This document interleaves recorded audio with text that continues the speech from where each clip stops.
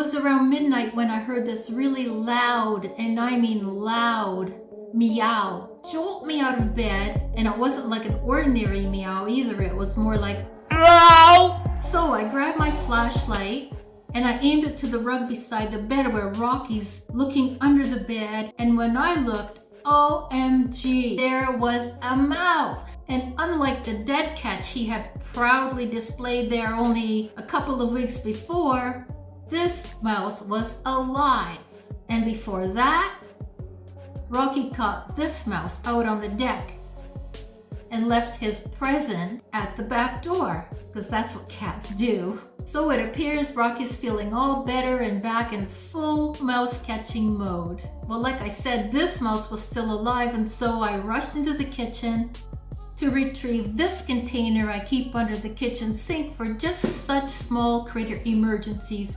And by a stroke of luck, I was able to scoop up the little mouse and close the lid before it could jump out. So after putting a piece of cheese and a slice of apple into the container, I put it on the shelf. Not more than 10 minutes later, I hear this thumping and scratching. I got up again, and sure enough, Rocky had managed to get up on the shelf, and he was within seconds of knocking down the container. So then I put it on a really high shelf in my closet where I was absolutely sure there was no chance he could reach it. And I went back to bed. When I looked in on the mouse first thing in the morning, I was happy to see that the mouse was still alive, but it hadn't touched either the piece of cheese or the piece of apple that I had left it the night before.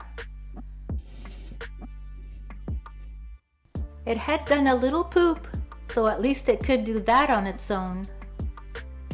It was too scared to drink the water I offered it, but it must have been thirsty because I saw it licking some from the side of the container.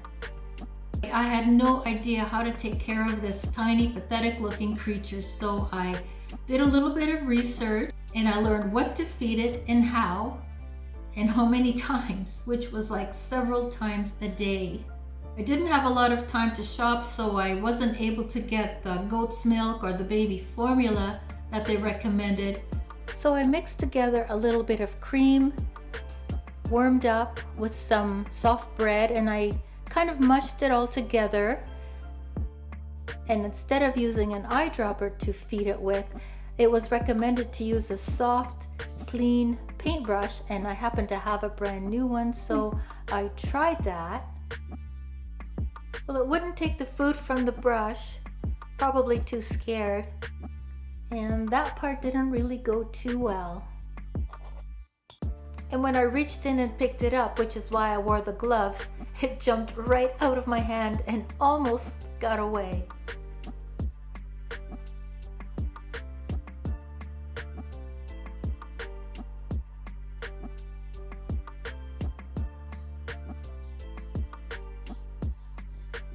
What with having to feed the mouse several times a day, keeping the container clean, and knowing that the likelihood of it surviving would not be the best, I decided the thing to do was to let it go free and let nature take its course. It happened to be quite mild that day, so I took it out on the deck, opened the container, and out it went. Now, I've always had a soft spot for any kind of animal that needs help, and it goes way back to my early childhood, so for better or worse, I know that's never going to change. Other than the mouse Rocky caught outside, the one he left on the rug that was dead, and this one were both caught in the kitchen.